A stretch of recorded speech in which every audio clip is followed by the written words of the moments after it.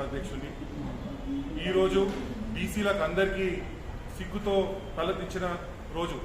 ఎందుకంటే మొత్తం ఒక 20 సీట్లు మాత్రమే కేటాయించడం జరిగింది, 26 సీట్లు మాత్రమే కేటాయించడం జరిగింది.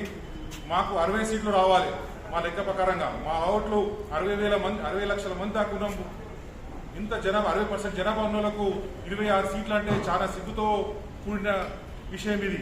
దాంతోపాటు బీసీలల్లో ఒక 13% జనాభా ఉన్న ముద్రాజులకు కేవలం ఒక్క సీటు కానీ ఒక 0 సీట్ ఇవ్వడం జరిగింది. ఒక్క సీట్ కూడా ఇవ్వలేదు.